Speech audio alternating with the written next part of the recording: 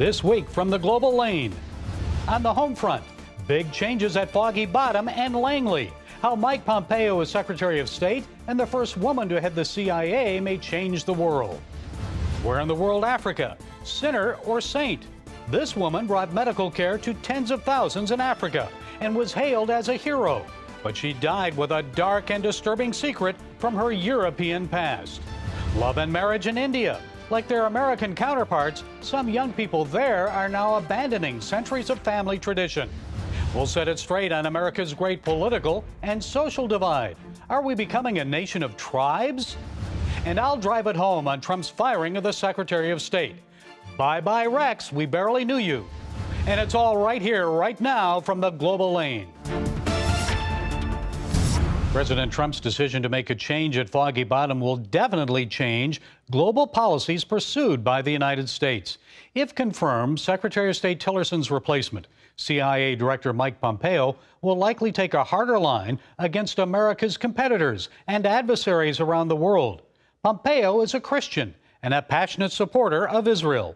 He'll start his new position just as President Trump prepares for high-stakes talks with North Korea.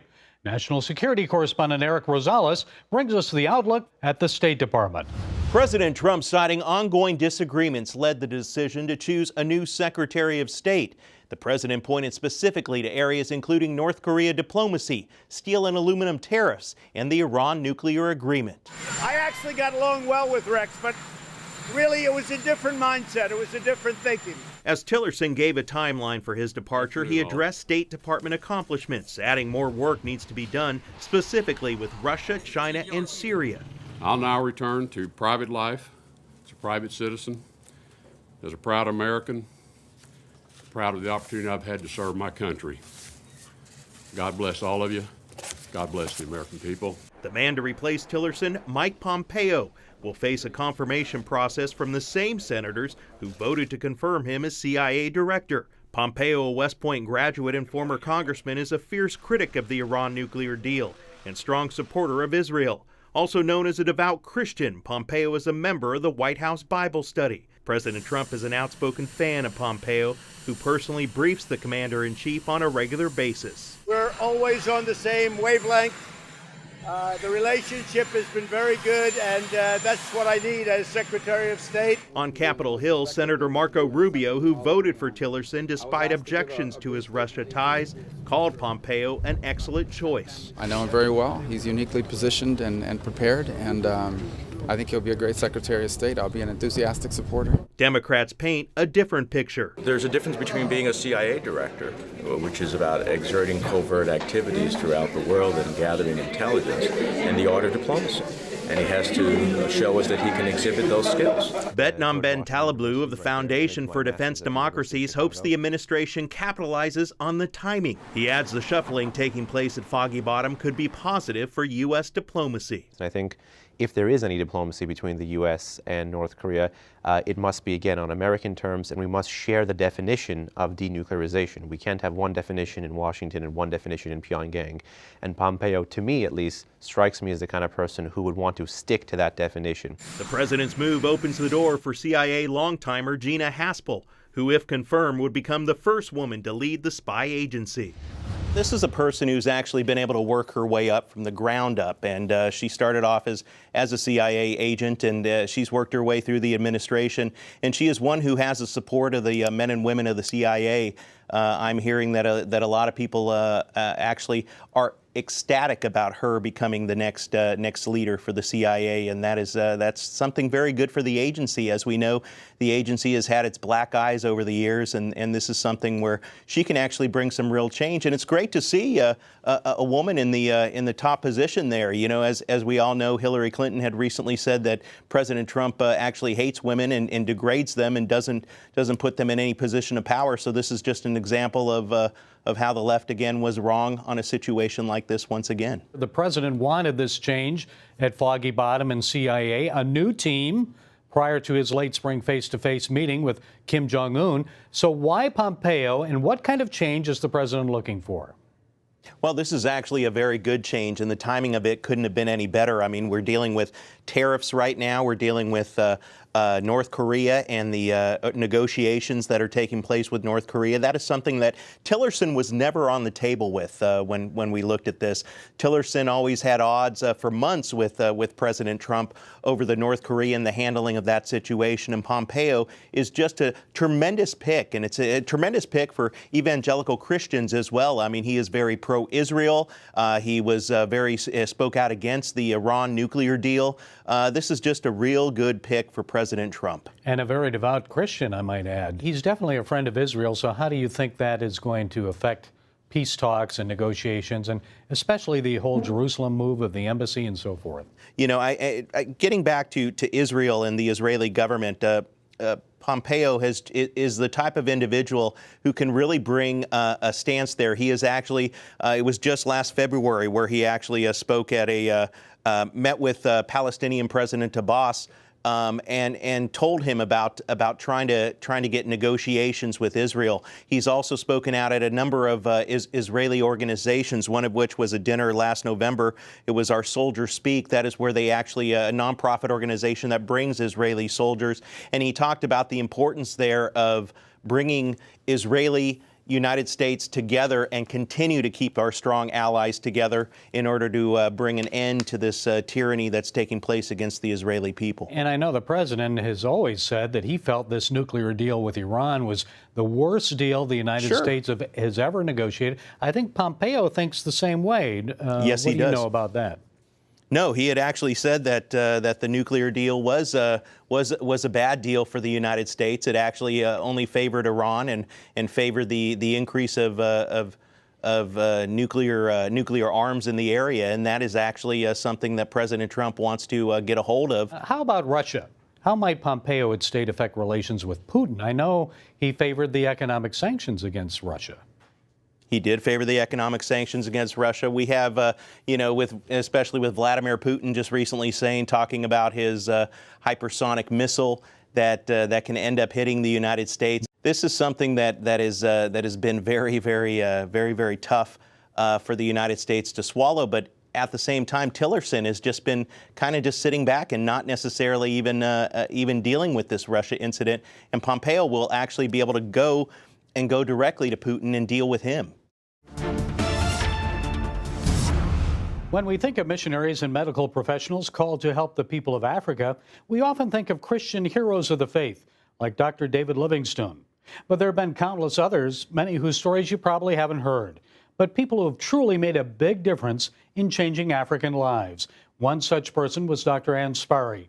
Joining us now is John Hemingway, a filmmaker and a writer, author of a new book, In Full Flight, A Story of Africa and Atonement. Many have not heard the story of Dr. Ann Sparry, a French doctor, and how she saved many lives from fatal diseases while she resided in Africa. So how did you encounter her and document her story? Well, I first met her in 1980. I was a freelance writer, hanging out in Africa to a great degree, and she seemed to be the perfect profile I needed. She was extremely brave. She flew her own plane. She was in her early 60s at the time, and she just was unstoppable. She helped all the tribal people, particularly in the north and along the coast and by Lake Victoria, and her output was just beyond comprehension. She would land on tiny little strips, and there'd be a bunch of warriors, their wives, their kids waiting for her in the shade under an acacia tree. And we'd go and we'd set up a card table, all these medications on the card table, and I'd stand as her faithful acolyte as she treated all these people. Now, after she passed away, you find out something unique about her. What was that, and how significant was it to her work and friendship with the locals? Well, she died in 1999, and she was then close to 80, close to 81. And I set out to write a loving biography of hers. Her funeral was virtually a state funeral in Kenya. She was beloved by so many people. 1,000 people showed up in her hangar in Nairobi. And so I set out to write perhaps a conventional biography of a woman who was as close to sainthood as I could imagine. And it was then I started getting into research in Europe that the entire story took a dramatic turn. Anne and her brother, members of a prosperous family from Alsace in France, were both in the French resistance, in the French underground. And in 1943, Anne was caught by the Germans. She was put into detention, and eventually she was put into a cattle car and shipped off to this dreaded concentration camp in Germany called Ravensbrück for women only. Something like 123,000 women went through it. Only 18,000 at the very most survived. And it was during that time when Anne essentially became a different person. It happened over a period of 4 months, a critical 4 months that in fact informed the entire rest of her life. It was in what they call Block 10, which was for tuberculars and for lunatics. And she was in charge of this whole thing, along with the block elder, another prisoner who was, I would have to say, one of the most duplicitous, possibly evil, but provocative women in all history. I mean, she was extraordinary. Her name was Carmen Mori, and Anne fell under her dominion. And between the two of them, they made a pact, essentially, with the Nazi overlords to do all sorts of I have to say, atrocities that was in complete violation. Here was this young woman who was a medical student, and she was seeking her license. She wanted to practice medicine and help poor people the rest of her life. And for 4 months, she did exactly the reverse. What do you want people to learn from reading your book? Well, I'd like people to reflect on where we are today in our world, where we are today in terms of cover-ups, where we are today in terms of what we can do to turn our lives around. And I believe that this is one of the most Herculean, Olympic, life-changing careers of all times. And I would say that we can learn a lot from Anne and what she achieved, because it is an act of personal will that, as far as I'm concerned, has very few equals. And it's never too late, is it? Never too late. Never too No. late. John Hemingway, author of a new book, In Full Flight, A Story of Africa and Atonement. Thank you, Mr. Hemingway, for sharing this amazing story with us today. Fewer young Americans today embrace marriage and the importance of shouldering family responsibilities. But in India, young people value marriage, but many face religious influences and economic expectations that often hinder them from seeking true love. Joining us is Elizabeth Flock. She's a PBS reporter and author of the new book, The Heart is a Shifting Sea, Love and Marriage in Mumbai. Thank you for joining us, Elizabeth. So what's unique about the younger generation today in India compared to, say, young Americans? There's certain things that are, of course, the same, and we live in such a globalized world that the images that we see play out in the media, online, are the same images that young Indian people see. The characters in my book, the people in the book are, they watch the TV show Friends. They might draw Jennifer Lawrence. If they're drawing, they are exposed to the same culture in many ways, and yet at the same time, are living in a very different cultural context. Older traditions do still persist and there is a very rule-bound culture. Some of those rules are not necessarily legal, but are more covert and just sort of enforced by tradition. Now, they still have arranged marriages there, don't they? Does religion influence India still?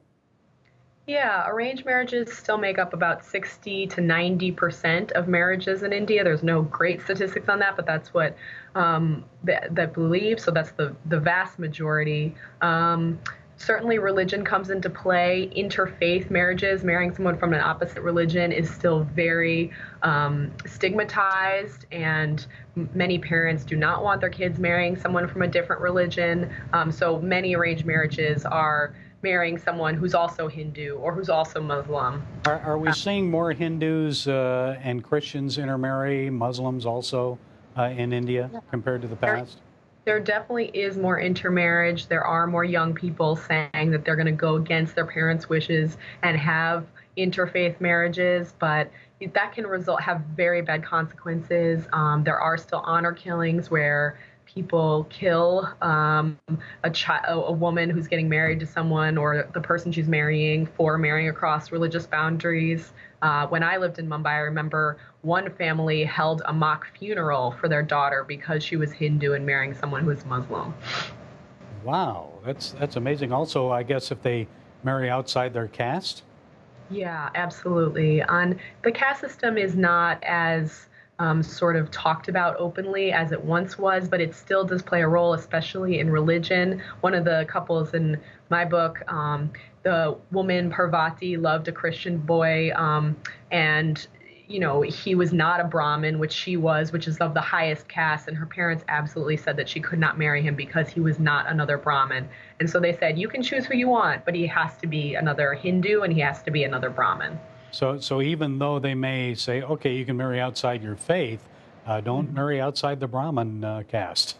Yeah, usually those things are together. So parents have those religious boundaries and caste boundaries, and these online marriage apps that people use and marriage sites to have arranged marriages have kind of replaced the older relying on family to do arranged marriages, but the family is very involved in this online marriage site. And on those marriage sites, they ask you questions about what is your religion, what is your caste, how much money are you making, what skin color do you have disabilities. There's a million questions that people have to answer to try to fit certain parameters. Now, in your book, you used one family to demonstrate how the instability of economics may determine the future of one's destiny.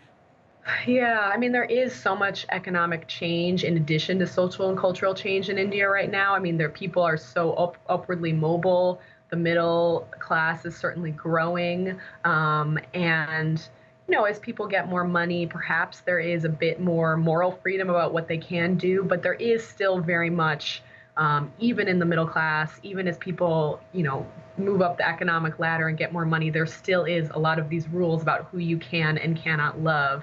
And finances and personal finances play a role in marriage as well. Your parents are looking for you to marry someone who makes more money than you do.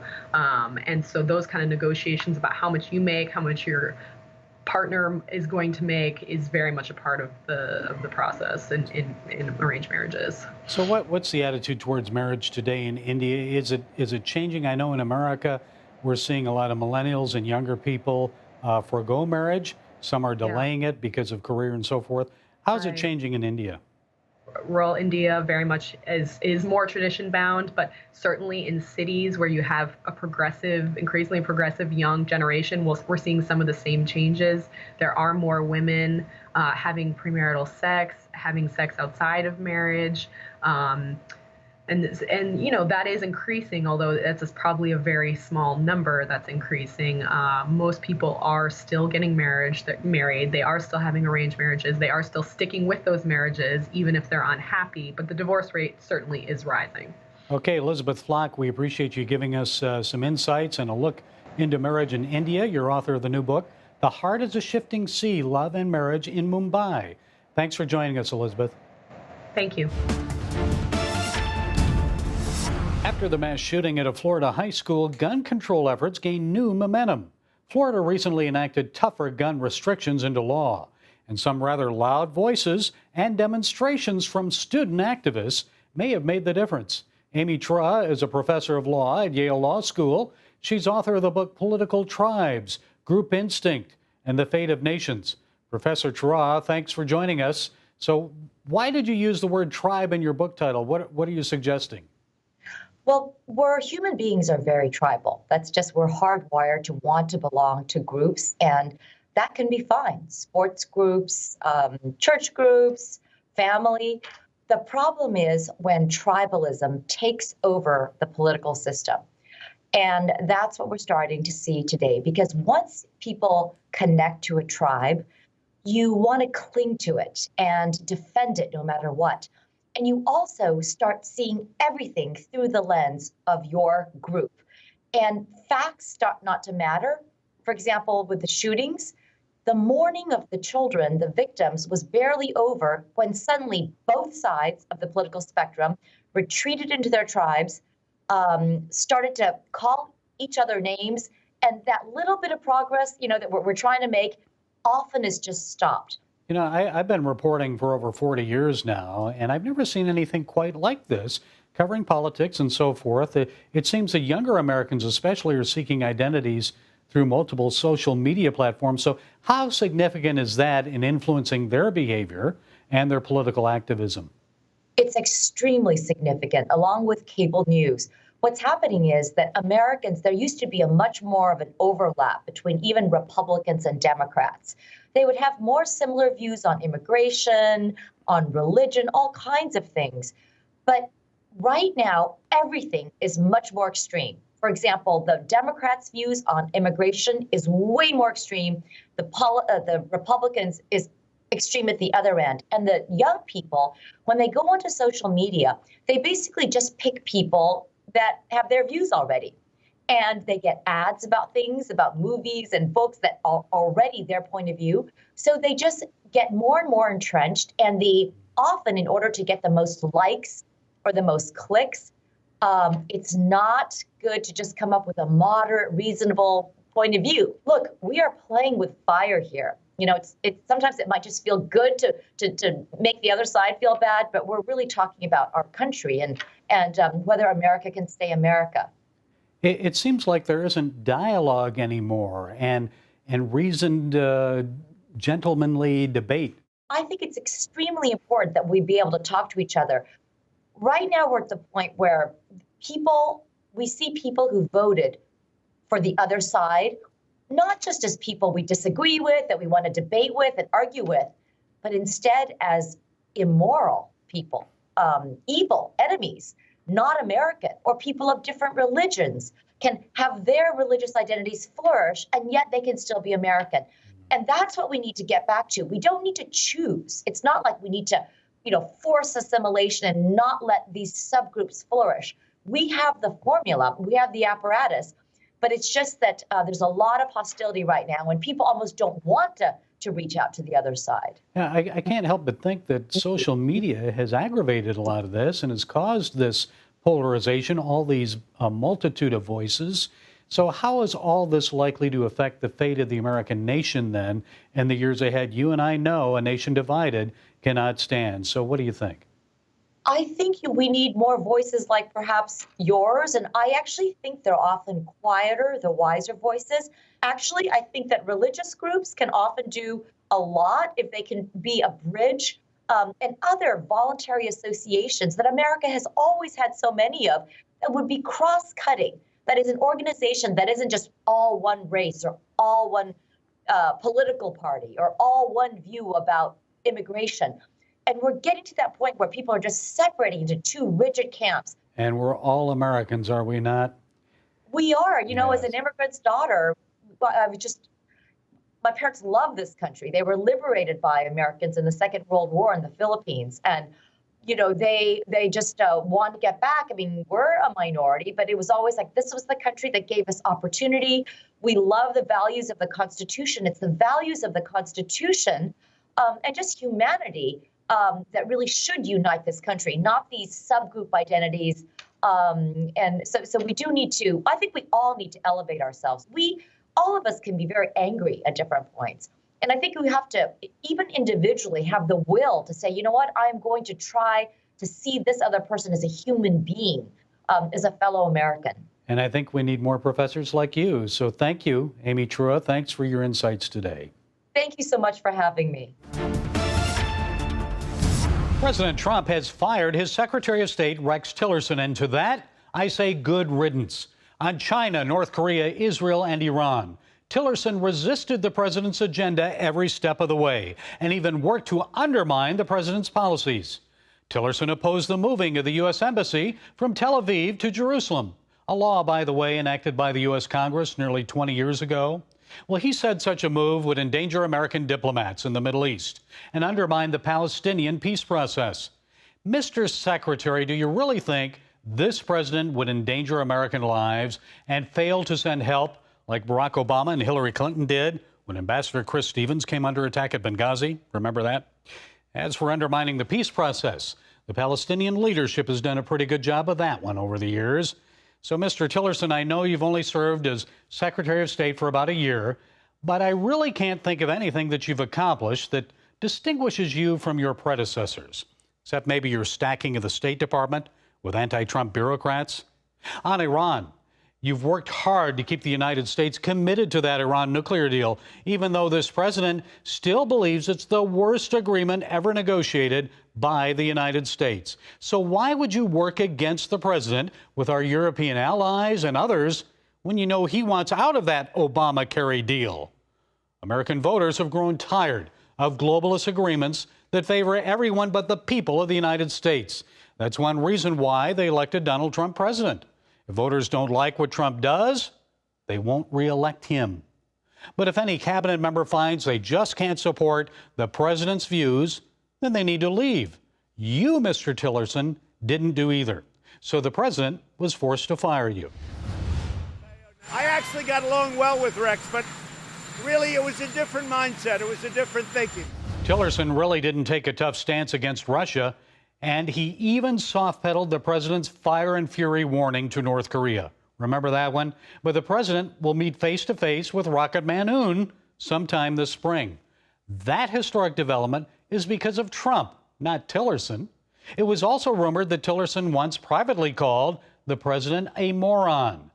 If that's true, shame on him. If he truly believed that, then he should have resigned long ago. Why did he continue to work for someone that he believed to be a moron? Guess what? That so-called moron has America's back, not some globalist agenda. And that's why some polls show that he's more popular right now with the American public than Barack Obama was at this time of his presidency. And last time I checked, Donald Trump is still president. Tillerson, he'll be unemployed at the end of March. So, Mr. Tillerson, thank you for serving your country. I respect you for that and all you've accomplished in business, but not in your role as Secretary of State, not in the way you worked against your boss, the President of the United States. So bye-bye. God be with you as you go. Your office will be in good hands with Mike Pompeo. Well, that's it from the Global Lane this week. Be sure to catch us on Facebook, iTunes, SoundCloud, and Twitter. And until next time, be blessed.